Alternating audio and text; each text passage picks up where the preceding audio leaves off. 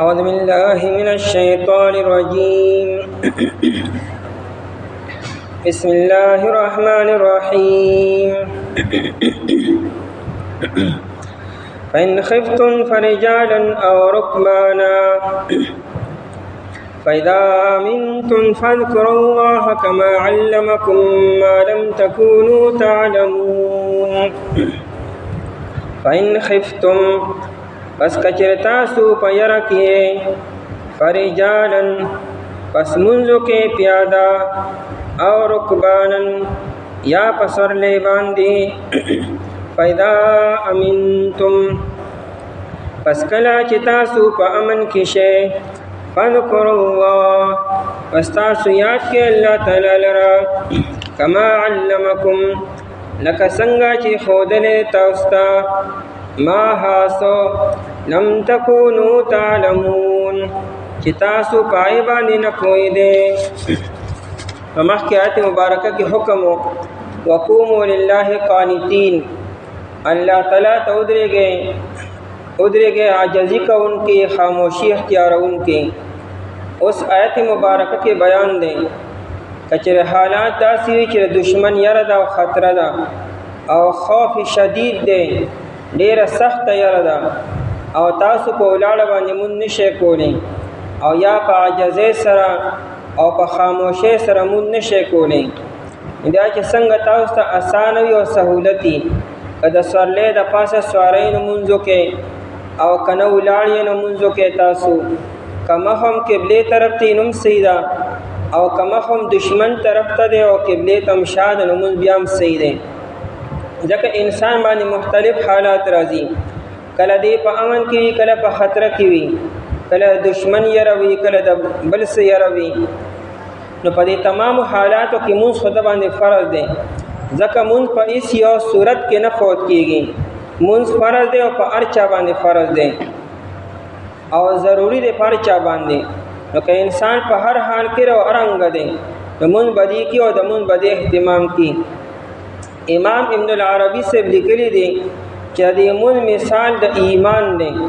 لکه څنګه چې ایمان په هیڅ یو صورت کې نه فوت کیږي نو دکه رنګې دا مونځ د انسان نه په هیڅ یو صورت کې نه فوت کیږي وی مونځ او ایمان دواړه د انسان دپاره ضروری دي نو چې څنګه ایمان په هر حالت کې د انسان سره لازمي دی که د باندې څوک زبردستی کوي او که امن کې وي دکه رنګې دا مونځ هم دی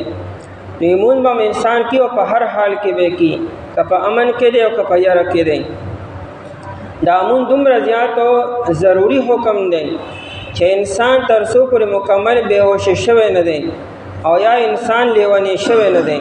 او انسان نمون نه فوت کیږي په داسې سختو حالاتو کې به هم دی مونځ کی کله دشمن مخې ته او کله دشمن د تورې اعلان دی دې کې بیا دا مسله ده چې دا درې واړه امامان حضرات امام مالک او امام شافعي او امام احمد رحمت الله علیه چې مخامخ دشمن دی او کته په اطمینان سره مونځ کوي نو دشمن ته باندې حمله کوي او مړ کېږي نو بیا ته په روانه مونځ کوه کتا سره توره په لاس کې را کتا سره ټوپک په لاس کې دی او پیدل روان مونځ کوه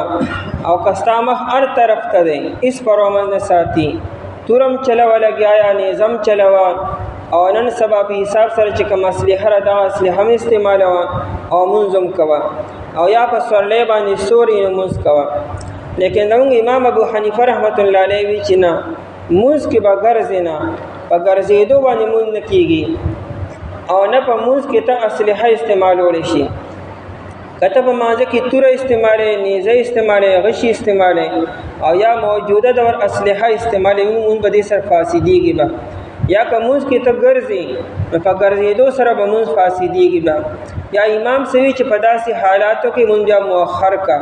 بس می کوه او په دې فوت کېدو باندې او په رستو کول باندې ته ګناهګارېږي نه ګناهګارېږي هغه انسان چې امن کې وي او بیا هم نه کي په داسې حالاتو کې مونږ به رستو کې او بیا چې کله اطمینان شي خوف ختم شي بیا په اطمینان سره په کلار باندې مونځ وکړي او دلیل دا دی چې د غزوه خندق په موقع باندې نبی علیہ الصلوۃ والسلام ډیر مشغول او مصروف وو د ماسپهین مونږ پاتې شو د مازیګر پاتې شو د ماهام پاتې شو او د ماوستن غنی شپې ته رست شو. او دې دوران کې نبی علیہ السلام دا نه چې غنی په ولاړه مون نشه کولې یا غنی کار بهم کو مون بهم کو. ځکه نبی علیہ السلام کو دالی وهله خندق کې کنستو او مخامخ دشمن په سر باندې ولاړو. نو په داسې حالاتو کې نبی علیہ السلام او صحابه به کار بهم کو مون بهم کو بیا، لیکن نبی علیہ السلام مونږ نه کو انا کې سره د کار خو بیا مونږ کې دی لکه څنګه چای وایي، لیکن نبی علیہ السلام مونږ رستو کړی دی. په دې مؤخر کولو سره او په تاخیر سره انسان نه ګناهګاریږي. یا چې کله نبی علیہ السلام فارغ شو بلال رضی الله تعالی عنہ ته وی چې اذان وکړه. ټول صحابه راغون شو او بیا نبی علیہ السلام اقامت کو د ماسپهین مونږه قضا وکړه په جمع سره،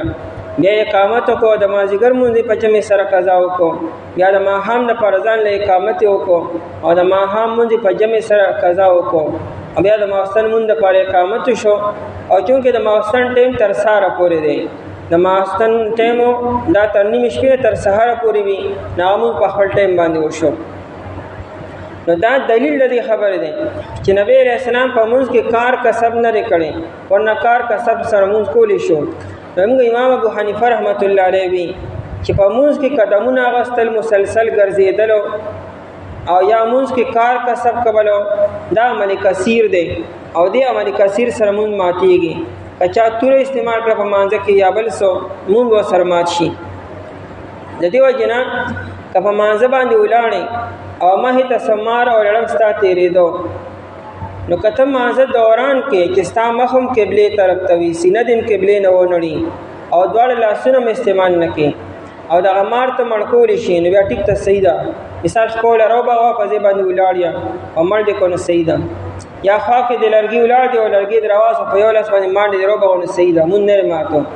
لیکن کته دواړه لاسونه استعمال کو دا مل کثیر دی وسو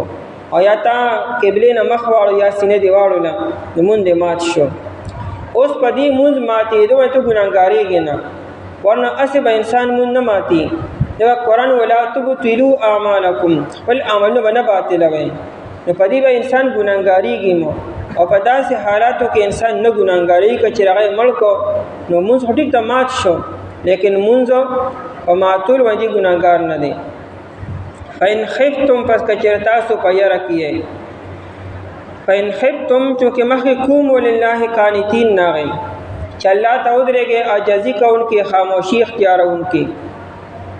اوس هر ټیم خو انسان با امن هونی، نو آیا کچر حالات سخت نو بیا نو کچر حالات سخت او خوف ته فإن خفتم پس کچر تاسو په یره کیه. ابن عاشور لیکلی دی چې خوف د یری د پر راضی، خو خوف د جنگ په معنا چرته نو استعمال شوی. عربو چتا خوف چې د جنگ په معنا نو استعمال کړي. یہ قرآن کریم په لومبي ځل باندې د خوف د لفظ د جنگ د پر استعمال کو. نو فإن خفتم یعنی فإن حاربتم کچر تاسو په جنگ کیه او یا دشمن مخامخ دی. دیتا صلات خوف ویل کیږي. خو صلات خوف په دوه قسمه ده د یری مونږ. یو هغه صلات خوف ته چې د ذکر 15 سپاره کې په سورۃ النساء کې را روان دي چې دا د غزوه ذات الرقاع یو غزوه ذات الرقاع نیته غزوه ذات الرقاع زکوي چې صحابو دومره پیدل سفر کړو چې هغه پیزار اعلان دی وشلې دا د پوندې مو چودي. نو بیا صحابو د اخفي په چیرلو باندې تړلې وي، د ډیر سفر د لاسه او د ډیر زیات مشقت د لاسه. نو دې غزوې ته غزوه ذات الرقاع وي. په دغه غزوه کې حکم راغی چې کچری دشمن مخامخ د صفونه مخامخ ولاړ دي او جنگ لا شروع شوی نه دی، صرف تاسو صفونه او د دشمن صفونه یو بل ته مخامخ دي. اوس که تاسو په کلار باندې په اطمینان باندې مونږ کوي چې یو امام ټول خلک ور پښاته ودرېږي، نو د صحابه مونږ زمونږ اساس مونږ په شانته هونه آی که به توجه مانځه طرف ته، نو ممکن ده چې دشمن په تاسو باندې دغه شو باران شروع کی او یا حمله وکي. نو تاسو چې سو پاسه او اسلحه بیا راړي او بیا مخامخ کېږي نو نقصان بشي وي. او دا يرم وا دغه چې کافرانو وي چې ان قریب یو موږ روان چې مازیګر دی، نو دیو په مازه باندې ودرېږي او موږ په حمله وکړو. نو د مازدیګر د مونږ نه مخکې دا حکم راغی چې دا صحابه دوه ډلې کا یو ډله به نبی علیه الصلاۃ والسلام پسې شاته ودرېږي مونږ به شروع کړي او هغه بله ډله به دشمن ته مخامخ ولاړه وي او دی چې کله یو رکعت یا دوه رکعته وکړي که سفرانه یو رکعت او که چېرې عام مونځ نه دوه رکعته وکړي نو دا ډله به لاړ شي هلته دشمن ته مخامخ ودرېږي او هغه بله ډله به راشي او امام پسې به شاته ودرېږي او دوه رکعته به امام پسې وکړي د دې ډلې به دا لومړني دوه رکعته وي او دا لومړنۍ ډلې لا دوه رکعته اخرني پاتې دي هغوی به اسلحه والي مخامخ به ودرېږي خبرې اترې به نه کړي په دې تلو راتلو باندې د هغوی مونځ نه ماتېږي او دا رستنۍ ډلې چې کله دوه رکعته وکړي یا یو رکعت وکړي پیغمبر علیه الصلاۃ والسلام به سلام واړي دی به سلام نه واړي و دې باره کې بیا دوه قوله دي دا ډله به لاړه شي هغه ډلې په ځای به ودرېږي او هغه به راشي او هغوی به خپل اخرني دوه رکعته وکړي سلام به واړي دی مونځ وشو بیا به دی لاړ شي دشمن ته مخامخ ودرېږي او هغه بلې ډلې ته لا دوه رکعته لا پاتې دي نو هغوی به دوه رکعته وکړي او هغوی به سلام واړي او مونځ وشو د هغوی امام ابو داود رحمت الله علیه 14 طریقې ذکر کړي دي د صلات خوف او دې باندې مستقل کتابونه هم لیکلي دا هغه صلات خوف نه دی دلته کې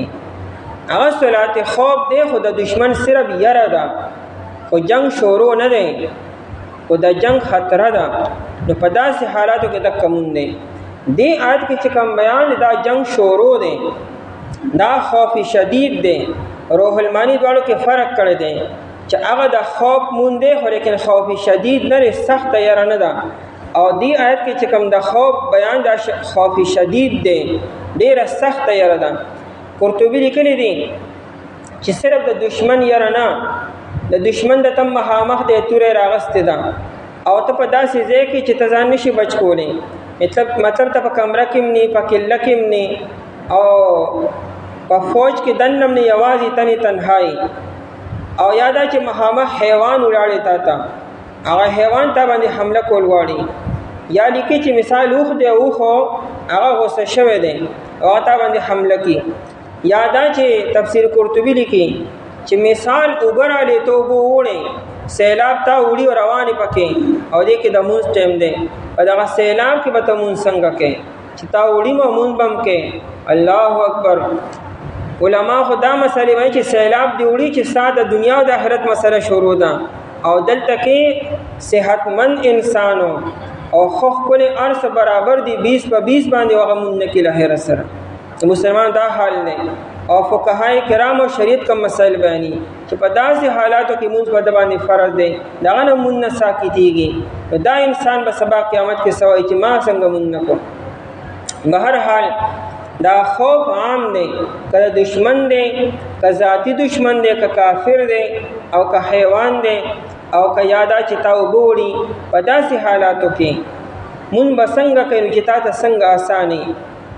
که چېرې په ځمکه باندې خاطره ده نو ګاډي ته وخېږه سورلۍ ته به راوخېږه په اوښه باندې کښېنه او په اس باندې کښېنه او په خره باندې کښېنه او مونځ وکړه او که نه په ځمکه باندې نو په ځمکه باندې مونځ شروع کړه نو آیت کې خدا وی چې بیا پیدل ګرځه او مونځ کوه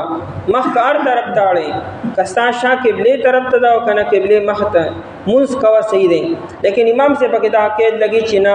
په روانه کې به مونځ نه کوې چې ترې روان وي مونځ دې هم کوې پیدل داسې نشي کولی یا ترې توره او اسلحه هم استعمال او مونځ دې کوې داسې نشي کولی روح المانی والا دا حنفي مسلک دی د دې مصنف ته علامه سید محمود الآلوسی رحمه الله تعالی دا د امام ابو حنیفه رحمت الله علیه په مسلک باندې دی او ډېر کلک امام دی لیکن دې ځای کې لیکلي دي چې انصاف دا دی چې آیت په ظاهره کې د امام شافعي سے موافقت کی دا هغه چې پیدل ګرځه او مونځ کوه نو حق دا دی چې آیت نه د امام شافعي رحمت الله علیه خبره ثابتېږي او دلیل دا پیش کړی دی چې ګوره مخکې آیت کې وي وقوموا لله قانتین الله ته ودرېږئ نو د ولاړې خبره هم مخکې آیت کې بیان شوه اوس ته ودرېدی نه شي مجبوره شي ګرځې به مجبوري ده نو د ګرځېدو خبره دې ده په فرجارن ګرځه او که یا پیدل نشي ګرځېدی نو بیا په اوښه باندې کښېنه او رکبانه یا په سورلۍ باندې کښېنه بهرحال فإن خفتم پس که چېرې تاسو په یره کې او تاسو په خوف کې او دا خوف هم خوف شدید دی. نو بیا به څه کوئ؟ فرجالن، نو دا نه وي چې بس مونږ غنې معاف دی، نه مونږ به بیا هم کوئ تاسو فرجالن، یعنی فصلو راجلین، دا رجالن حال دی. رجال جمع د رجل او یا جمع د راجل ده. راجله یرجل رجلن، په دې خپو باندې ګرځېدل او یا په خپو باندې ودرېدلو، په دواړو معنو باندې راځي. دا نه چې صرف په ګرځېدو په معنا راځي. که انسان پیدل ګرځي او یا په ځمکه باندې ولاړ دی، نو دواړو ته راجل او رجل ویل کېږي. او رجل چې دی انسان ته وي، سړي ته وي، رجولیت. او رجل چې دی دا په معنا د عقلمند او د هوښیار انسان هم راځي. لکه علامه جوهری رحمت الله علیه په خپل کتاب قاموس کې لیکلي دي، کانت عائشة رضی الله تعالی عنها رجلة الرائے، وی عائشہ رضی الله تعالی عنها ډیر عقلمند رائے ورکوونکې وه. رجلة الرائے هغه انسان ته چې دغه رائے ډیره صحیح وي، دوراندیشه وي او حکمت باندې مبني وي. وی د عائشې رضی الله عنها رائے څه عامه رائے نه وه، د ډیرو لویو نارینو د عقلمندو نه رائے به د هغوی اوچته وه. نو رجل چې دی دا په معنا د سړیم راځي، سړیوالي رجولیت، او په معنا د عقلمند او دانایم راځي. نو فرجالن فصلو راجلینا، پس تاسو منځو کې پیدلو. نو مونږ د پیدل معنا دا اخلو امام صاحب چې په خپو باندې به ولاړې او مونځ به کوې. او دا نور حضرات وي چې نه روان یا راجل په معنا روان یا، او په روانه کې مونځ کوه. او رکبانن یا په سورلۍ باندې، رکبان جمع د راکب ده، په سورلۍ باندې سورو، که په اس باندې، که په اوښه باندې او که په خره باندې، چې کومه سورلۍ تاسو میسر ده په هغې باندې رواني او مونځ کوي، نو مونځ کولی شي. په دې کې دا خبره ضروري ده چې تا به دغه وخت کې د سورلۍ واګې به تا لاس کې نه نیسلي، هغه واګې به ته وتړې په کجاوې پورې او سورلۍ به روانې، ته به مونځ کوې. اوس که تا په سورلۍ دونه کې لاس کې واګې هم نیسلي او هغه هم را کنټرول کوي او مونځ هم کوې، دا مونځ بیا نه کېږي. لکه دغه شان یو سړی ګاډي چلي، موټر چلی یا بل ګاډي چلی، دې په دغه دوران کې مونځ نشي کولی. په موټر سایکل باندې، په سایکل باندې مونځ نشي کولی، ته ګاډي چلې څنګه به ته مونځ کوې؟ ګاډي به بل څوک چلی، ته به ګاډي د ډرایوینګ دوران کې مونځ نشي کولی. که چېرې ته بل خوا کې ناستې سیټ باندې، نو بیا مونځ کولی شي په ګاډي کې. وایي کې بیا ځان له دوه خبرې دي، یو دا چې ستا مخ قبلې طرف ته کېدل ضروري دي، او دین دا چې قیام، او چونکې ته قیام کولی نشي او مخ هم ستا قبلې طرف ته نشي کېدی، نو بیا د هغې د وجې نه نفلي مونځ خو ګاډي کې کولی شي او فرض مونځ نشي کولی. لیکن بعضې علماء کرام د دې آیت نه دا استدلال کوي که انسان په موټر کې او په بل ګاډي کې ناست دی او که د مخ قبلې طرف ته نم دی او که دې په ناستم کې نه مونځ شوی دی، لیکن احتیاط دا دی که تا په هغې کې مونځ وکومو، نو بیا وروستو چې کله امن کې شي او کور ته راورسي، نو بیا به یې اعاده به کوې، دوباره به یې کوې. بیا ځکه چې مونځ په ولاړه باندې فرض دی. وقوموا لله قانتین، دا خوف خو نه دی که نه، امن دی. نو په امن کې ته ګاډۍ ودروه یا وروستو که بیا. او رکبانن یا په سورلۍ باندې، ځکه نبی علیه السلام بذات خودو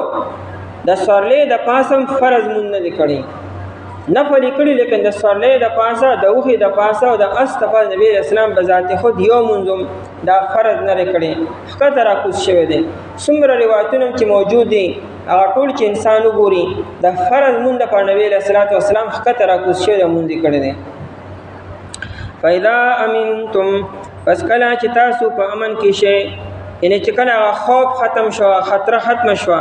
او تاسو په امن کې شو یا سفر ختم شو، فذکروا الله، پس تاسو یاد کړئ الله تعالی لره. الله تعالی یاد کړئ، مراد ترې مونځ دی. نو ګوره د مونځ نه تعبیر په ذکر سره وکړو، د مونځ نه لوی ذکر بل څه کېدی شي. مونځ خو ټول ذکر دی، اول نه تر اخره پورې الله یادول دي. لکه خو قرآن وایي اقیم الصلاة لذکري، مونځ قایم کړه زما د یاد دپاره. نو دا ذکر وکړو ځکه چې مونځ افضل ذکر دی. نو فذکر الله، پس تاسو یاد کړئ الله تعالی لره. یعنې مونځ وکړئ تاسو څنګه چې مخکې نه تاسو په امن کې مونځ کوو، په کوم طریقې سره، په اطمینان سره، په سکون سره، په وقارو، هغه شان مونځ اوس هم وکړئ.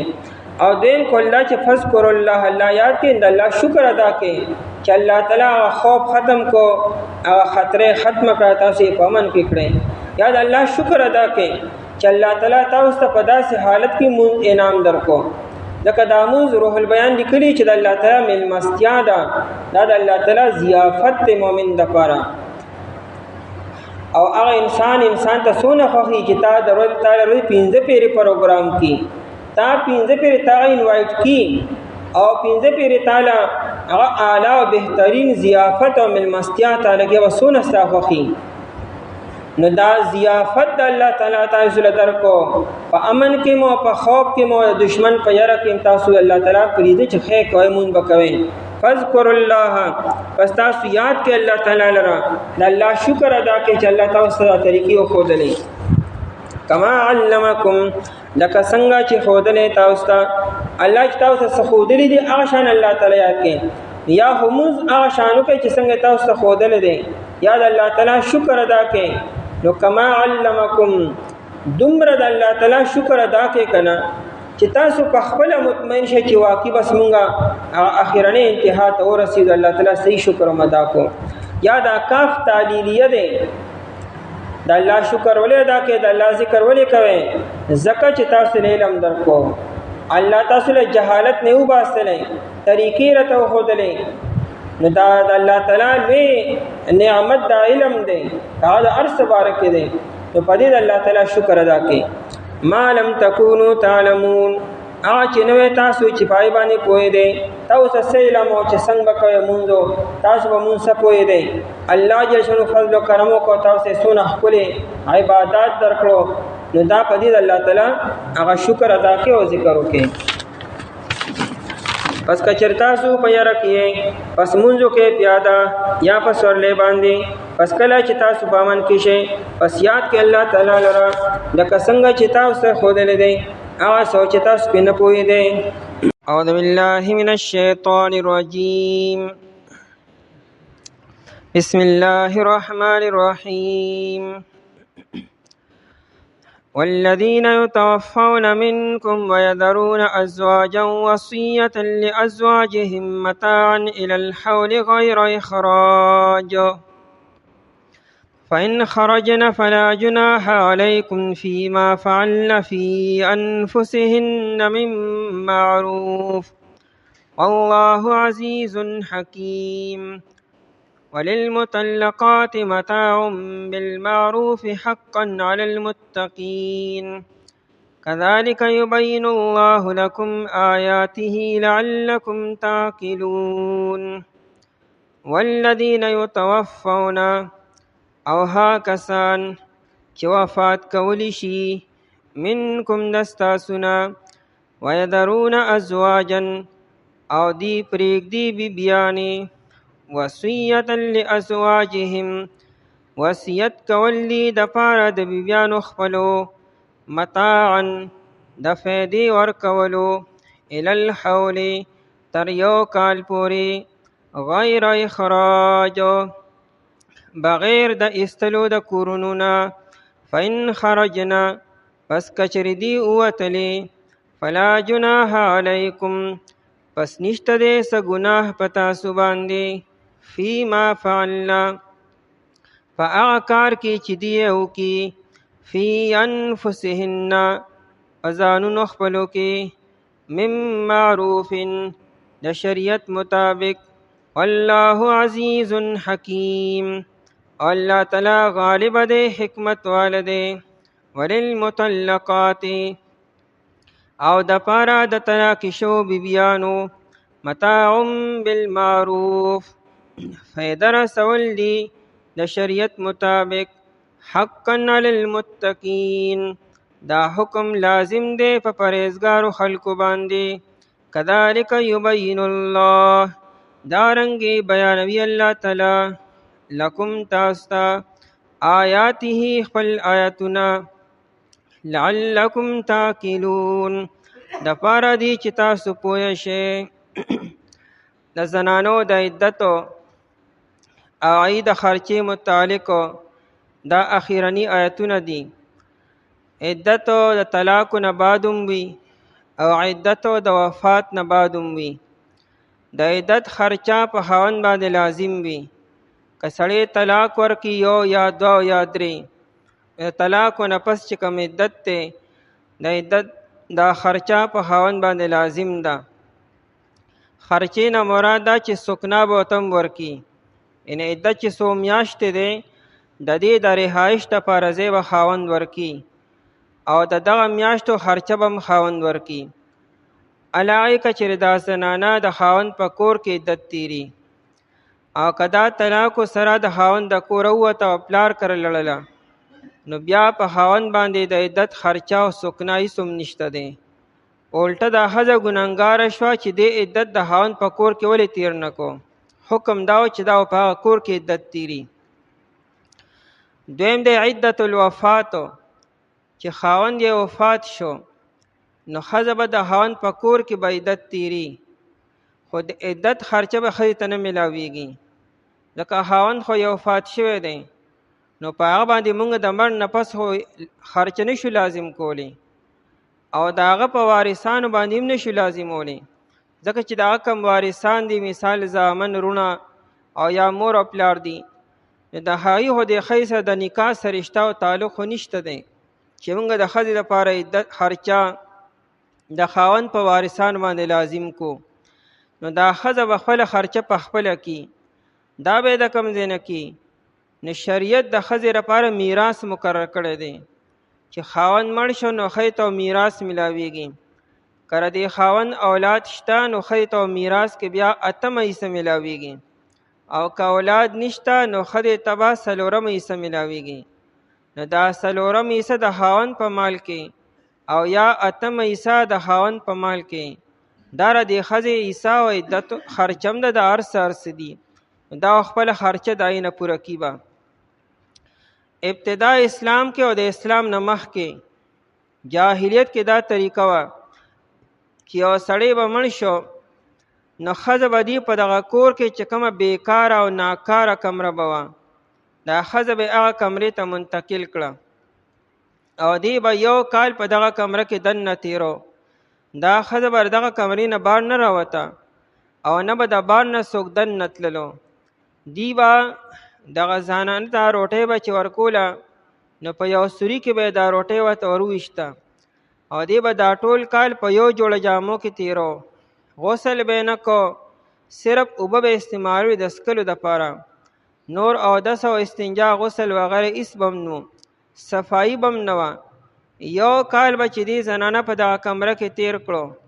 دا به چې د کمرې نه 1 کال پس راوته یو حیوان به ورته راوستی شو او دې زنانه به خپل بدن دغه حیوان سره ولګو، د ډېر بدبو د لاسه به هغه حیوان مړ شو او بیا به دې له په لاس کې یو پچه ورکړی شوه، هغه به دې وویشته. د جاهلیت کې به خلک وایي چې دې ښځې خپل عدت ختم کو او دا بیا دغه کمرې نه راووته. اسلام راغی،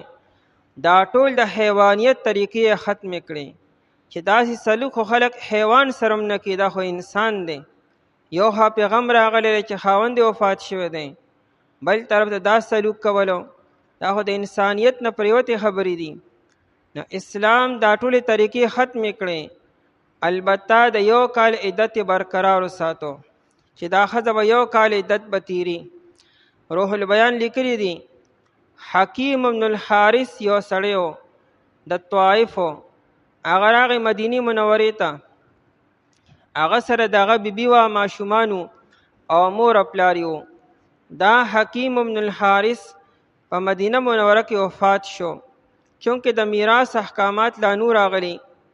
د میراث آیتونه رستو راغلي دي.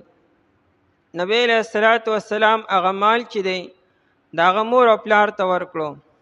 او هغې ته یې ووی چې تاسو به دا زنانه د خاوند د کوره بار نه وباسئ، دا به 1 کال په دغه کور کې عدت تیري او د دې 1 کال خرچه به تاسو دې له ورکوئ. نو شریعت خو دغه نورې خبرې ختمې کړې چې یو کمرې ته نن باسل او بیا په کمره کې بندیوان کول، دا خبرې ختمې کړې، لیکن د 1 کال عدت لا برقرارو. بیا الله تعالی وروستو اساني راوسته مزیدو. اصل کې جاهلیت کې خلق دې سره عادت و نو قرآن کریم رفته دی دغه جاهلیت د طریقو نه اسلام ته راوړلو. لومبې دغه طریقې ختمې کړې. بیا چې کله خلک عادت شو دویم حکم راغی چې اوس به 1 کال عدت نی، عدت به 4 میاشتې او 10 ورځې وي. چې خاوند وفات شي او ښځه ترې نه پاتې شوه او د دې حمل نشته دی، نو دا ښځه به 4 میاشتې او 10 ورځې عدت به تیري.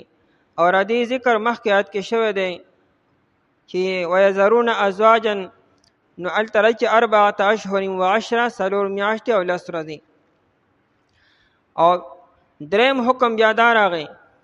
چې د عدت خرچه چې ونه خو به خاوند ورکوله یا دغه وارثانو به ورکوله. نو دریم حکم راغی چې نه د عدت خرچه هم ختمه شوه. لکه د میراث آیتونه رالو بیا، نو د میراث په آیتونو کې د ښځې خرچه هم راله. اوس چې کله سړی مړ شو نه په هغه باندې او نه دغه په وارثانو باندې د دې ښځې خرچه د عدت لازم په هیچ چا باندې هم نه ده. لیکن آیت کې ترغیب دی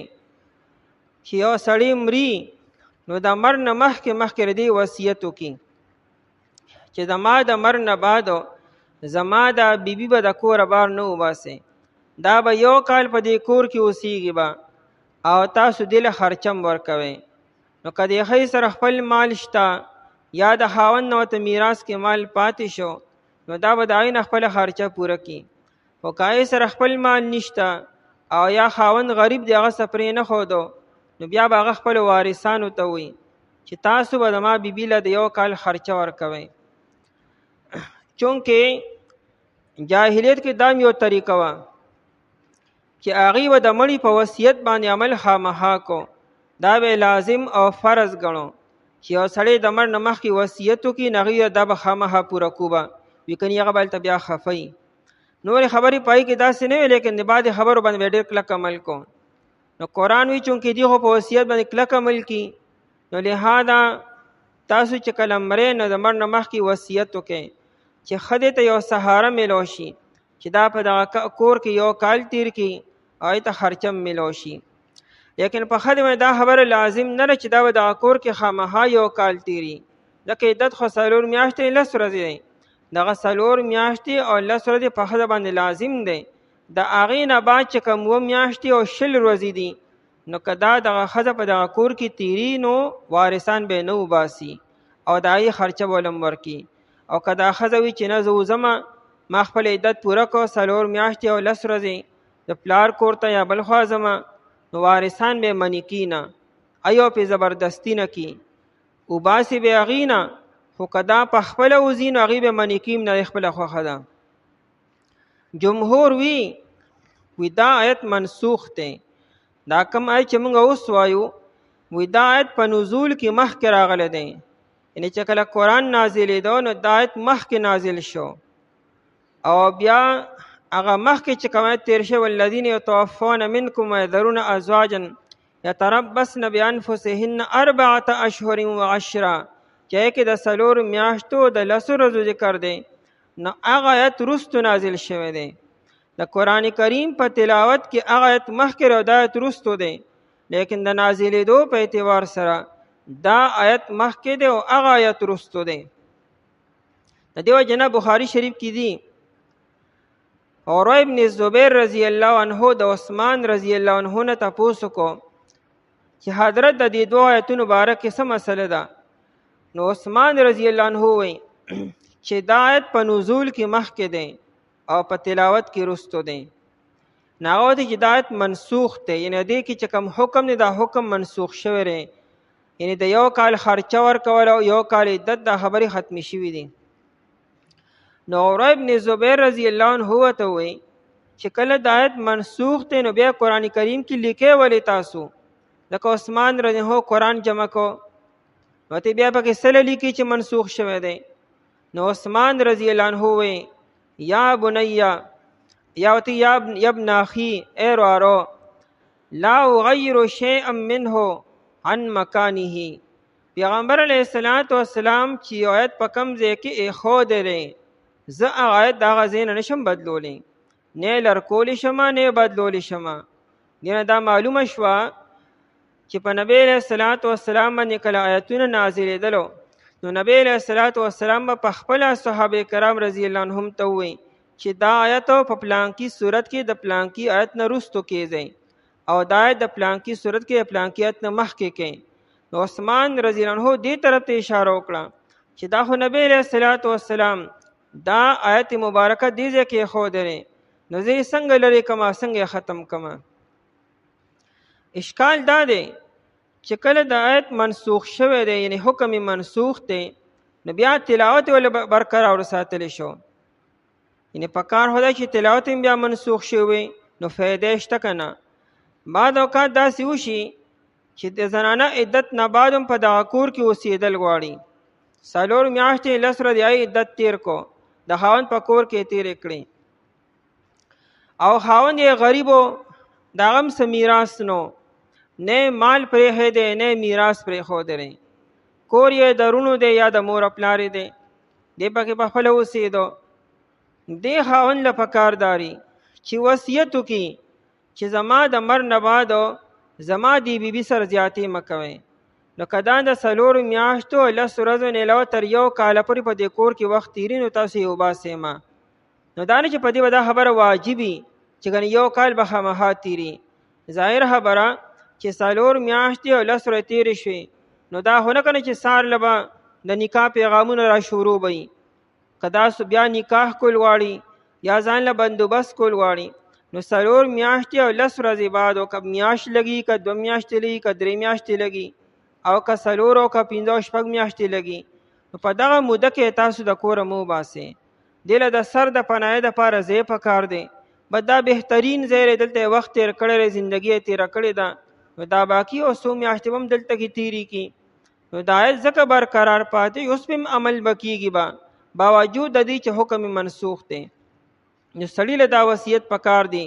نه خلک نور ارنګ خو د سړی د وصیت خیال بیا ساتیر هغه وصیت کړی وی دا روح ته بیا تکلیف خپوي نو ځکه د لپکاج وصیتو کې چې دا د باقی روزم چې سونه دې نصیب کوي چې دا په دې کور کې تیری کی. والذین یتوفون او ها کسان یتوفون چې وفات کیږي منکم دستاسونا حکم مسلمانانو ته دی ويذرون ازواجا او دی پریږدي بیبیانې وفات کېدلو او د وفات نمخ کې جون کې په نکاح کې بیبیانې وینو بیبیانې بم پاتې کیږي بیا وصیتا لازواجهم نو دا خلکو د پر لازم دي وصیتا وصیت کول دي لازواجهم د پر د بیبیانو خپلو دا نه چې وسړی مړ شي نو بیا به وصیت وکي د مړ نه په څنګه وصیت کی په خوب کې بچاته راځي نو نه مطلب دا دی چې کله انسان مرګ ټیم را نږدې شو انسان پزان پوه شو چې را زما د مر ټیم را نږدې دی انسان ته پته لګي عام طور انسان خپل زندگی پوره کین بیا دنیا نزي او دا د وخت نه مخکې مړ کېدل دا کم وي په 100 کې 90% خلک خپل زندگی پوره کی 80 کاله او یا کاله او بعد پکې په بونس کې اتیا او لسکم سل کالم تیر کې نو دې ور دې څه په انتظار دی بیا به ماشوم کیږي سو چې انسان دا ګیره سپینه شو د سر وخته سپین شو د هغه ګیره سپینه نور دی پسې انتظار دی چې بیا بغنه بیا به ته چانس ملاويږي چې بیا د ماشوموالي نه شروع کا خو مطلب دا چې نږدې دی نو دې دوران کې وصیت وکي چې زما ټیم پته لګی نه مرګ خو چا ته پته نشته باندې راځي لیکن عام طور مرګ په خپل ټیم باندې راځي او دا به ټیم ممړه کېدلو حادثه وشي سبل مسله راشي دا په 100 کې 10% خلکو سره کیږي نو ځکه وایي چې انسان ته کله ټیم را نږدې شو نو دله وصیت کول پکار دی. نو حدیث کړی نبی علیہ الصلوۃ والسلام فرمایي یو مؤمن مسلمان د پاره دا جایز نه دی چې په دمه دوش پی تیر شي او د ځان سر وصیت نامه نه لیکلی وصیت نامه خو هر چاله لیکل پکار دی هر ټیم لیکل پکار دی په انسان د 2 ورځې ټیم تیر شو ځان سر وصیت نامه نه لیکلی نو دې به کله لیکي ځکه د انسان معاملاتي ورکړه راکړوي منځونه او په پاتې روزي او په پاتې قسمونه به خورلې وي حج به ته پاتې وي نور معاملات به وي دا ټول په ریټن کې راوستل به لیکل پکار دي او دا کاغذ په جیب کې کیځه د مرګ او ژوند څه پته لګي ماښام به څملې سار به پانسي جیب کې به د کاغذ پروت وي نو څه خبر به په ریکارډ به موجود وي وروسته پریشانۍ او مسایل بني د انسان له وصیت نامه هر چاله که جوان دی او که بوډا دی که نارینه دی او که زنانه ده دا ټولې خبرې په کاغذ باندې راوستل پکار دي وصیتن وصیت کول دي یعنی فلیوسو وصیتن لازواجهم د پاره د بیبیانو خپلو متاعن دا وصیت به د څه کې دي خبرې متاعن د فیدې ورکولو خپلو وارثانو ته به ووایي چې زما دې بیبي ته فیده ورکوئ او د متاعن نه مراد دلته کې سکنا ده د اوسېدلو حق به ورته ورکوي چې دا په دې کور کې به اوسېږي او چې اوسېږي نو که دې سره خپلې ذاتي پیسې نشته او ما ورته هم په میراث کې څه نه دي پرېښي نو تاسو وله بیا ورکوئ او که هغې سره هم څه نو بیا به څه کې بیا مسلمانانو له پکار داري چې هغې سره امداد وکړي مسلمانانو له پکې به سره تعاون او مدد وکړي او که دام ني نو بیا دغه زنانه خپل کار کسب ځان له کولی شي د عدت دوران کې مو محنت او مزدوري کولی شي که په کور کې دننه محنت مزدوري کې ډېره ښه خبره ده او که کور کې دننه نشي کولی نو سار به ځي او ماوستن نه مخکې به کور ته راځي که ځان له کار کسب او نوکري کې دا زنانه د عدت دوران کې نوکري کولی شي که چېرې گنجایش نشته دی متاعن د فیدې ورکولو الی الحول تر یو کال پورې حول یو کالو غیر اخراج او دې صدام وصیت کول دي چې بغیر د استلو نه وارثان به دا وباسي نه غیر اخراج بغیر د وباسلو نه د خاوند د کور نه فإن خرجنا اوس که چېرې دوی پخپله وځي دا زنانه که د عدت دوران کې وځي نو بیا خو پکار دی چې مسلمانان او وارثان دا منې کړي او پوهه کې چې بیبي دا د شریعت حکم دی دا 4 میاشتې او 10 ورځې په دې کور کې به تېری مونږ دې نه وباسو زمونږ ته مسله نشته ته ولې ځان ګناهګارې دې له پکې دا په دغه کور کې 4 میاشتې او 10 ورځې تېرې کړي او 4 میاشتې 10 ورځې بعد که دا زنانه ځي نو تلی شي بیا یې وارثان نشي منې کولی فإن خرجنا پس که چېرې دوی وځي فلا جناح علیکم پس نشته یې څه ګناه په تاسو باندې لا جناح علیکم یې ځکه ووایي چې چونکې هغه وصیت کړو چې تر یو کاله پورې دلته کې ایثاره کوي نو که دا 4 میاشتې او 10 ورځې پس ځان له نکاح کړي یا د پلار کور ته ځي نو وارثان به دا نه وي چې نه د مونږ خو ورور وصیت کړو ته خو به دا یو کال خامخا هم دې کور کې به تېری نو نه دغه باکره دی که دا په خپلو خوشحالۍ تېري نو صحیح ده که نه تېري و اختیار دی ورته او ځي نو بلکل تلی شي دکه د عدت نه بعد زنانه آزاده ده که دا بل نکاح کول غواړي نکاح هم کولی شي او که نه کینو هم صحیح ده سبیعه الاسلمیه رضی الله عنها چې دا د سعد ابن خوله رضی الله عنه په نکاح کې وه هغه وفات شو فتح مکې په موقع باندې نه حجة الوداع په موقع باندې او دا د حمل نه وه نو 45 ورځې بعد د دې ماشوم پیدا شو او بیا چې کله نفاس نه دا پاکه شوه نو دې ځان تیار کو د نکاح دپاره نو ابو سنابل ابن باکک رضی الله عنه دا ولیده نو هغه ورته چې ستا څه خیال دی نکاح کې تو ستا خو لا عدت شروع دی یعنې ستا خو لا 4 میاشتې او 10 ورځې برابر نو دې ما جامې راغونډې کړې او رالم نبي علیه الصلاة والسلام ته او ما نبي علیه السلام ته خبره وکړه نبي علیه الصلاة والسلام وفرمایل ستا عدت ختم شوی دی او ته نکاح کولی شي نو د عدت نه بعد زنانه آزاده ده که سار له نکاح کول غواړي نو کولی شي او که نه کړي نو څوک پرې زبردستي نه کړي فیما په هغه کار کې فعلنه چې دی وکړي یعنې دی تزین اختیاري خایس اختیار کو ښکلې ښکلې جامې واچولې عدت نه بعد اچولی شي او یا د نکاح پر بندوبست کې نو کولی شي یا د پلار کور ته ځي نو تلی شي فی انفسهن په ځانونو خپلو کې یعنې د خپل ځان باره کې چې څه وکړي فی انفسهن یې ځکه وایي که چېرې بل چاته نقصان ورسو بیا خو وایي جواب ورکوی دی له یا خو تې باس پرس به کوی خو که د خپل ځان باره کې دی څه او هغه هم جایز من معروف د جایز کار نه د شریعت مطابق نو تاسو یې مه منې کوئ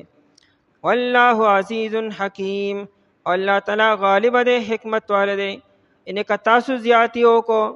تاسو دا خاصم زنانه را خاوند اسیم مړ دی، راشه دې په مال باندې قبضه وکړه، راشه دې په حقوق باندې قبضه وکړه.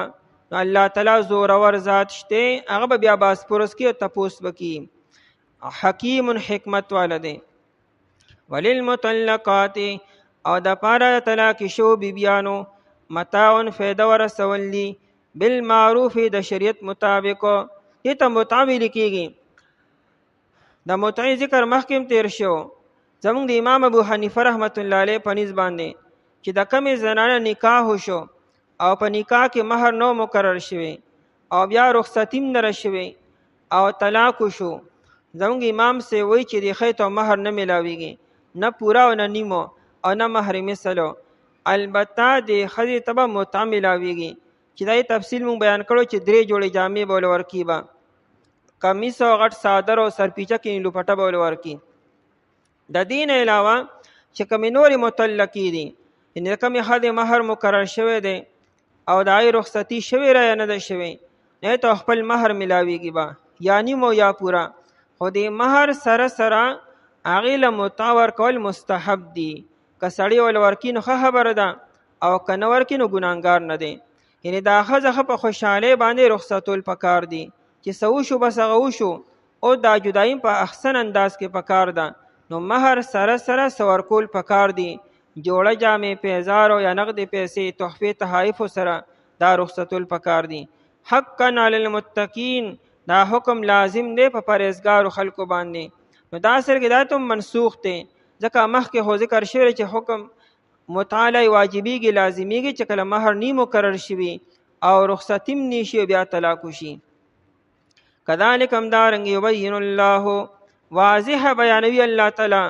لکم تاسو آیاتی خپل آیاتونه، چې آیاتونه بیانونه احکامات پکې بیانېږي.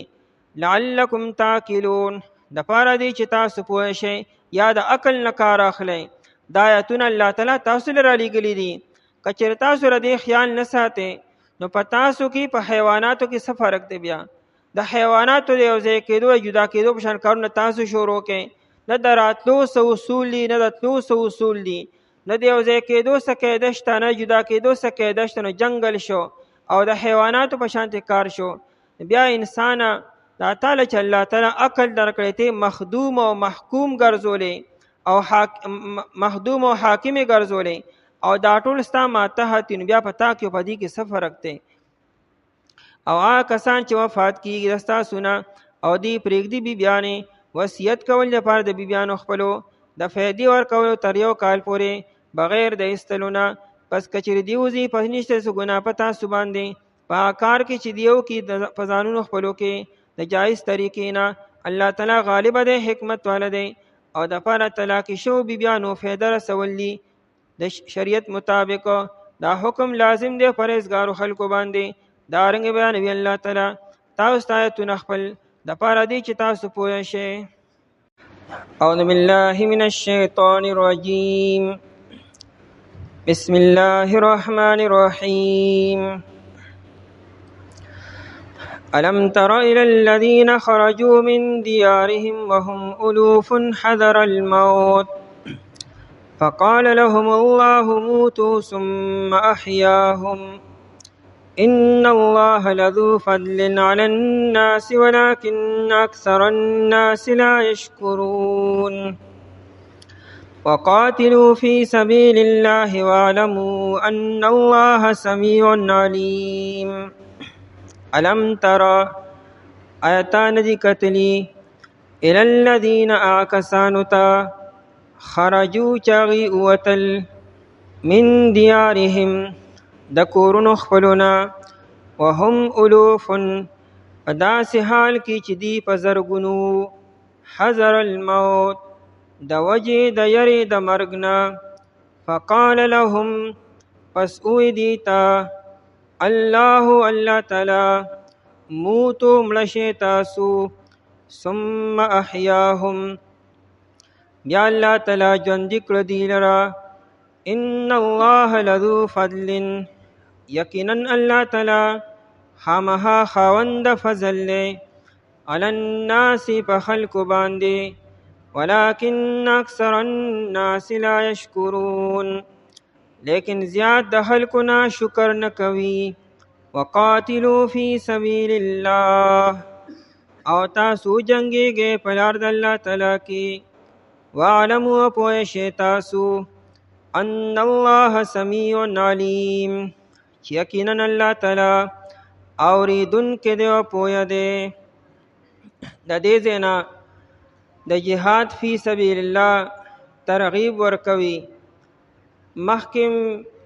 4-5 رکو مخکې د جهاد فی سبیل الله بیانو چې د الله په لاره کې جهاد وکړئ او جنګېږئ. په منځ کې د معاشرت سره متعلق د څه احکاماتو بیان شو، او د دې ځای نه بیا د جهاد فی سبیل الله بیان کی. عام طور په جهاد کې مرګ وي، ماشومان یتیمانان شي، زنانه کونډې شي، انسان قتل شي او یا زخمی شي. نو د انسان خو چونکې امن پسند دی، طبیعت داره چې امن و امان دی وي او جنگ جګړه دی نه وي او شهادت دیم نه وي او مرګ دیم نه وي. دا یو وهم پیدا کېدو. قرآن کریم د بنی اسرائیلو د یو قوم بیان کی چې هغوی د مرګ د یرې نه د کلي نه ووتلو او یو داسې علاقې ته لاړو چې هغه علاقه د امن و امان وه او په ظاهره کې هغه کې د مرګ هیڅ یو صورت نه و، لیکن الله تعالی بغیر د څه وجې نه هغوی باندې مرګ راوستو، هغوی یې مړه کړو. او بیا چې کله الله تعالی ته منظوره شو نو راژوندي کړو. مقصد دا دی چې دا مرګ چې دی دا په میدان جنگ کې نه دی او نه د تورې د لاندې دی. مرګ د الله تعالی حکم دی چې کله راشي نو د مرګ هیڅ یو سبب بني. انسان به صحتمند به وي، ځوان به وي، بیمار به نه وي، بیماري به یې لیدلې هم نه، او په کور کې به یې د کټ د پاسه وي، د مرګ هیڅ یو وجه بني او دغه شان به مړ شي. او کله چې د الله حکم ني نو ټول عمر به د مرګ په اسبابو کې موجود او مرګ بدلني. ډېر دای صحابه کرام رضی الله عنهم چې هغوی د هیڅ یو غزوې نه دي پاتې شوي، په هر یو جنگ کې حصه اخیستې را، لیکن هغوی له کور کې مرګ راغلی دی. نو دا مرګ دا په میدان جنگ کې نه دی، دا د الله تعالی حکم دی چې حکم راشي نو سبب بني مرګ به راشي. او دا څومره خبرې چې مونږ ته ښکاري دا د مرګ اسباب دي. مرګ د الله حکم دی او د الله حکم سبب سره تړلی شوی نه دی. من لم يمت بالسيف مات بغیره تعددت الاسباب والموت واحد. شاعر وی چې د مرګ اسباب ډیر دي، مرګ خو ګورې دکه یو دی. او که یو انسان د تورې د لاسه مړ نه شو، د دې مطلب دا نه چې دی به ګنې نه مري. من لم يمت بالسيف، کم انسان چې د تورې لاسه مرګ رانغی نو دا نه چې به دی به ټول عمر ژوندي وي. مات بغیره په بله خبره ومړ شي. تعددت الاسباب والموت واحد. مرګ هم دکه یو حکم دی، اسباب یې متعدد دي او ډیر دي. علم تره تا نه دي کتلی. علم تره په عربی کې هغه ځای کې راځي چې یو واقع انتهایی مشهوره وي او د هغې نه څوک انکار نشي کولی او د هغې په ذریعې سره مخاطب ته عبرت ورکول غواړي او تنبیه کول غواړي، نو هلته علم تره ذکر شي. لکه علم تره کیف فعل ربک باصحاب الفیل. نو د فیل دا واقع انتهایی مشهوره وه، عربو ته معلومه وه، او دا واقع خو د نبی علیه الصلاة والسلام د پیدایش نه 55 ورځې مخکې شوې وه، او قرآن نبی علیه الصلاة والسلام ته یې تاو نه کتل هغه هاتیانو چې الله تعالی یې سره څه وکړو. اشکال لازي چې دا خو د نبی علیه السلام د پیدایش نه مخکې دا واقع را، نبی علیه الصلاة والسلام به څنګه لیدله؟ یا دلته کې دا واقع خو بني اسرائیلو سره شوې ده او نبی علیه الصلاة والسلام نه 2000 کاله مخکې یا 1500 سال مخکې دا واقع شوې ده. نبی علیه الصلاة والسلام به څنګه لیده؟ نو مقصود په علم تره سره داره چې دا واقع خو انتهایی مشهوره ده، هر چاته معلومه ده. مقصد په دې سره عبرت دی او سبق دی خلکو ته چې د خلکو ذهن نه دا خبره وځي چې ګنې مرګ په میدان جنگ کې دی. علم تره نو مراد نه رؤیت قلبی دی، یعنی آیا تا تر دې واقع علم راغلی دی او که نه؟ او ته په دې پوه شوې او کني پوه شوې؟ نو جواب دار چې او علم هم راغلی دی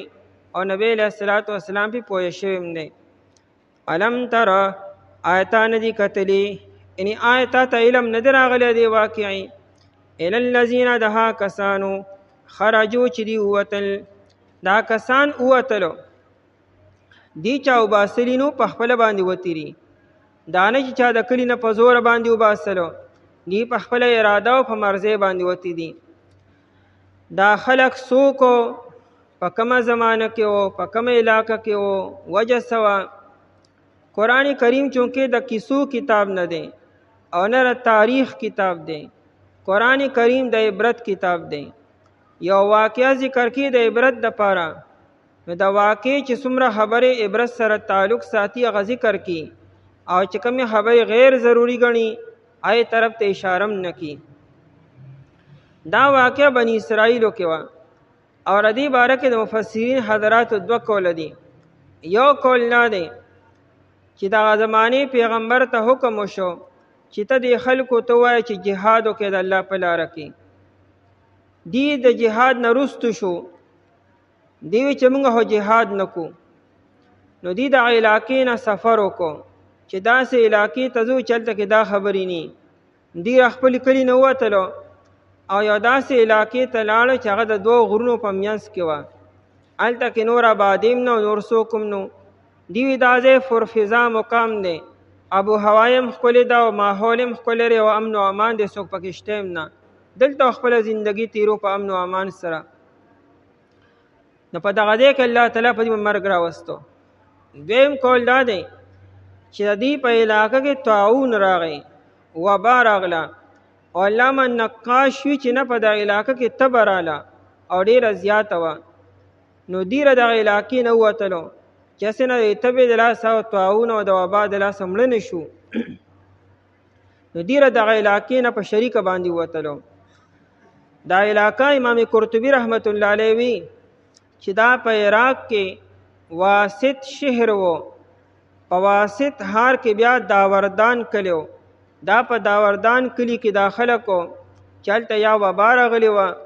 او یا د وخت پیغمبر ته د جهاد حکم وشو، دی د جهاد نه وتښتېدلو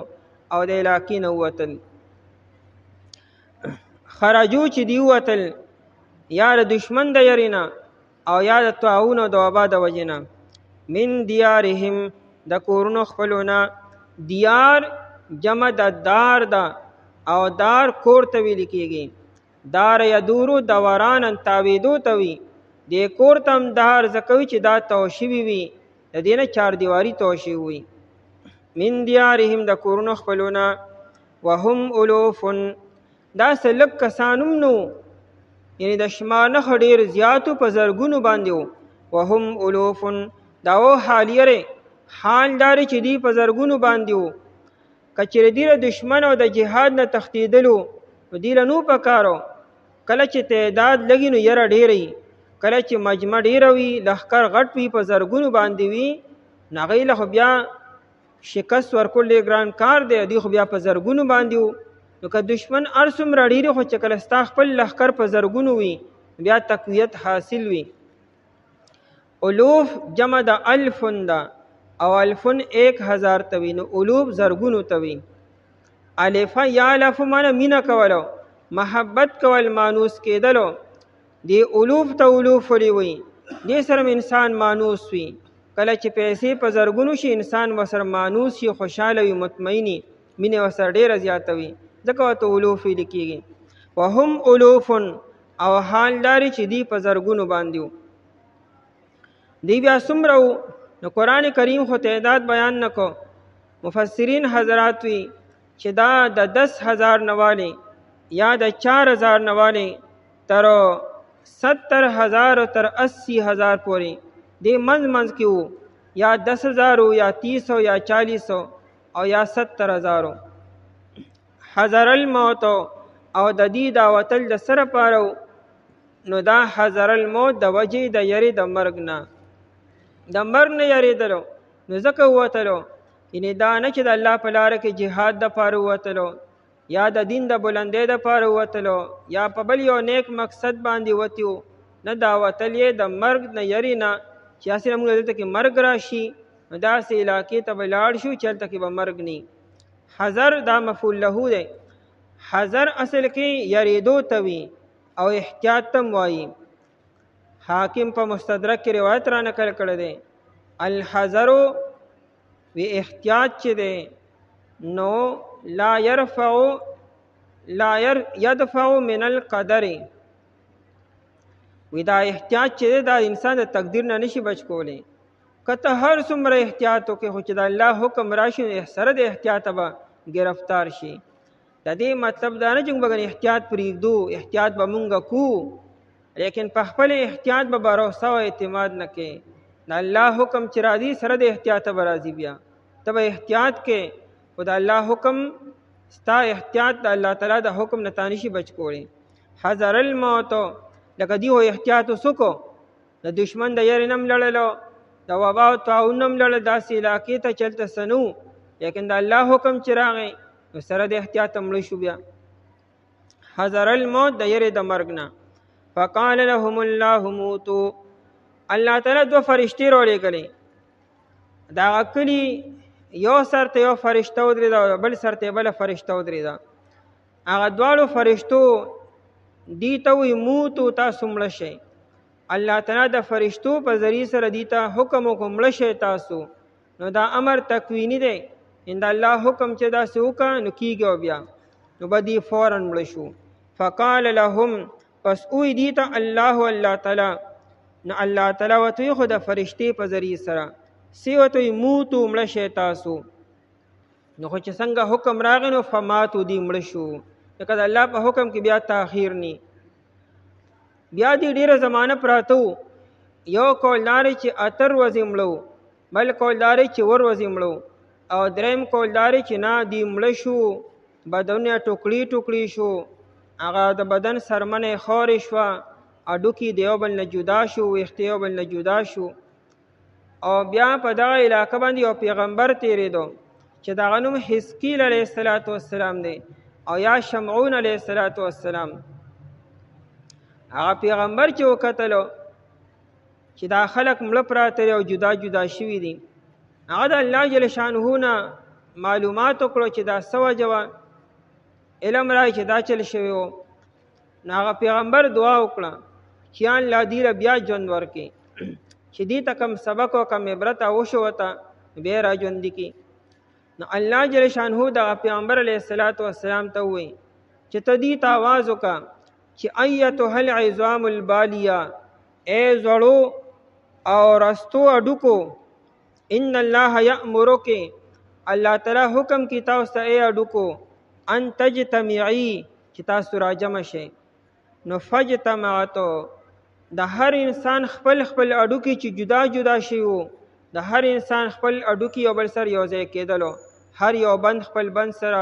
لاس سره خپل ځای سره. چې کله د اډوکو دا ډانچه برابر شوه نو بیا هغه دوباره حکم وکړو یعنی پیغمبر بیا ووایي چې ایتها الاجسام ان الله یأمرک ان تکتسی لحما چې اے جسم او اے د اډوکو ډانچې الله حکم کی تاسو ته چې په دې باندې سرمن او غوښه چړاو شي غوښه دې پې وخیږي. نو د هر انسان خپله غوښه چې خورې شوې وه هغه په اډوکو باندې وختله. او د هغې نه بعد الله تعالی حکم وکړو چې الله تعالی ان الله یأمرک ان تقومي الله حکم کی چې تاسو اوس پاسئ. الله پکې روح واچو هغې پاسېدل او بیا ژوندي شو. دا لومبنی مرګ چې و دا د اجل والا مرګ نو چې هر انسان دپاره الله تعالی کومه نیټه لیکلې دا هغه مرګ نو. دا لومبنی مرګ دا د عقوبت او د سزاو او انسان چې کله په خپل مرګ باندې مړ شي بیا نه ژوندي کېږي بیا ورده قیامت پر ورځ باندې پاسي. او دا مرګ چې دا د هغه د اجل او د نیټې والا مرګ نو دا به طور سزاو او چې سزا کله دی وخوړه الله تعالی را ژوندي کړو او بیا دی خپله زندګي تېره کړه. د دې وجې نه نبی علیه السلام فرمایي چې کله په یو علاقه کې طاعون مرض راغلی دی نه هغه خلکو له پکار داري چې دغه ځای نه هجرت ونه کړي، ډېر په دغه کلي کې په دغه علاقه کې اوسېږي، او نور خلکو له نه دي پکار چې دغه علاقې ته لاړ شي. نبی علیه السلام فرمایل اذا انتم بارض، چې کله تاسو په یو ځمکه کې او په دغه ځمکه کې طاعون مرض دی، نو فلا تقدمو، نو تاسو دغه علاقې نه نور خلک دغه علاقې ته ورځي نه، او چې کوم دغه خلک دی فلا تخرجوا منه، ته دغه علاقې نه وځئ مه. لیکن نور خلکو لکه په خپل ایمان کې مضبوط او طاقتوري، او هغوی د خدمت دپاره او د علاج دپاره دغه علاقې ته ځي نو تلي شي، خو د دغه کلي خلکو له وطن لري پکارو. د عمر رضی الله عنه په زمانه کې د بیت المقدس سره خوا کې یو ښار د عمواس، هلته کې طاعون راغی، او دا یو مشهور طاعون عمواس چې په دې سره ډیر زیات صحابه شهیدان شوي په دې طاعون کې. عمر رضی الله عنه د علاقې ته روانو چې خبر راغی چې هلته طاعون دی، نو عمر رضی الله عنه د ځای نه واپس کېدو. ابو عبیده رضی الله عنه ته وی چې جی افرارا من قدر الله، تو د الله تعالی د تقدیر او د حکم نه تیښته کوئ. عمر رضی الله عنه ته ای ابو عبیده که دا خبره ستا نه علاوه بل چا کولی نو کوله به، تا ولې دا خبره وکړه؟ او بیا وفرمایل چې نفر من قدر الله الی قدر الله، مونږ تیښته کو، دا تیښته هم د الله حکم دی، او مونږ د الله تعالی تقدیر ته ځو. څه مطلب؟ د الله حکم دی چې دغه علاقې ته مه ورځئ، مونږ به ځان هلاکت ته په زوره نه غورځو، د هلاکت او د خوف د ځای نه به مونږ تیښته کو، او مونږ به په ظاهره کې امن و امان ته ځان رسو، باقي د الله حکم چې کوم ځای کې څنګه هغه شانتې به وي. معاذ رضی الله عنه په دغه علاقه کې و چې کله دا طاعون راغی، نو هغه وی انها رحمت، وی دا خو د الله تعالی رحمت دی چې رالیږلی دی، د دې نه ګورې تیښته مه کوئ. و دعوت نبیکم، او دا خو د نبی علیه السلام دعا وه چې قبوله شوه، مونږ ته الله تعالی دا مقرره کړه. او بیا یې وفرمایلو چې الله معاذ، اللهم اعط معاذا واهله من رحمتک، الله معاذ ته او د معاذ خاندان ته د خپل رحمت نه صحیح سور کې. معاذ رضی الله عنه په دکه طاعون کې بیا شهید شو. حدیث کې راځي الطاعون شهادتن والمطعون شهیدن، دا طاعون یو شهادت دی چې کوم انسان په وبا کې په طاعون کې مړ شو نو دا شهید مړ شو، والمطعون شهید، په دې کې چې کوم انسان مړ شو دا شهادت دی. عائشہ رضی اللہ عنہا فرمائی الفار من الطاعون کالفار من الزحف، د طاعون نه تیښته کوونکي دا سری لکه د میدان جنگ نه چې انسان تیښته کی، او الصابر فیه کالصابر فی الزحف، او د طاعون علاقه کې صبر کول او استقامت اختیارولو دا داسې لوی اجر دی لکه څنګه چې میدان جنگ کې انسان کلک ودرېږي. نو اوس هم که یو علاقه کې طاعون ناشي، ندی به د دغه علاقې نه تیښته هم نه کوي او منډې به تم نه وهي، هغه ځای کې به اوسېږي به. ثم احیاهم، بیا الله تعالی ژوندي کړه دې لره اتر ورځې بعد، یا څومره زمانه به چې الله تعالی غوښتلو، الله تعالی ژوندي کړو د پیغمبر په دعا سره. ان الله لذو فضل، بېشک الله تعالی چې دی لذو فضل، خامخا خاوند فضل دی، مهربانۍ والا دی. الله سونه مهرباني وکړه چې دی له دوباره موقع ورکړه، بیا را ژوندي کړو. ولکن علی الناس، په خلکو باندې، ولکن اکثر الناس لا یشکرون، لیکن زیات د خلکو نه شکر نه کوي. دا عام د خلکو دا طریقه ده چې کله الله تعالی نعمت په دی باندې راولېږي نو دی دغه نعمت خپل ځان مستحق ګڼي، او دا نه وي چې الله تعالی شکر وکړو، الله تعالی شکر نه ادا کی پای باندې چې الله تعالی احسان وکړو، خپل ځان دغه نعمت مستحق ګڼي. لکه څنګه چې قارون وی اوتیته علی علم عندي، وی دا علم دا مال ماته د ما د علم او د ما د تجربې د ما د محنت ثمره چې ماته ملو شوه، د الله تعالی نعمت نه ګڼي. وقاتلوا، تاسو جنگیږئ فی سبیل الله، په لار د الله تعالی کې. د دې دپاره د مخکې تمهید وتړو، د بني اسرائیل واقعه بیان شوه. فی سبیل الله، په لار د الله تعالی کې. نبی علیہ الصلوۃ والسلام فرمایي وی دا طاعون چې و په لومبي ځل باندې د الله تعالی عذاب و چې په بني اسرائیلو باندې راغی، نو هغې ته خو سزا میلو شوه، خو د طاعون دا جراثیم چې دي دا په دې هوا کې موجود دي، او کلم چې الله تعالی یو علاقې سره اراده وکړي چې دې له سزا ورکمه یا په دې باندې ازمایش او تکلیف راولمه، نو هغه جراثیم چې وي هغه ذراتو دا هغه علاقې ته ولېږي،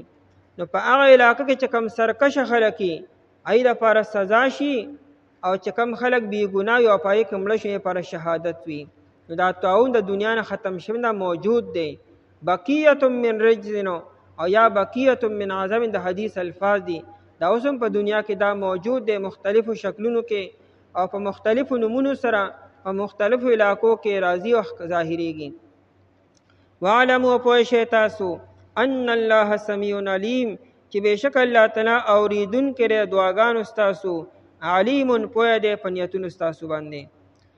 آیتان لري کتلیا کسانو ته چې وتل د کورونو خپلونه په داسې حال کې چې دی په زرګونو د وجې د یېرې د مرګ نه، پس وفرمیل دي ته الله تعالی مړه شئ تاسو، بیا الله تعالی ژوندي کړه دي، بېشک الله تعالی چې دی خاوند د فضل دی په خلکو باندې، لیکن زیات د خلکو نه شکر نه ادا کوي او جنګېږي په لار د الله تعالی کې، او پوه شئ تاسو چې بېشک الله تعالی اوریدونکی دی او پوه دی.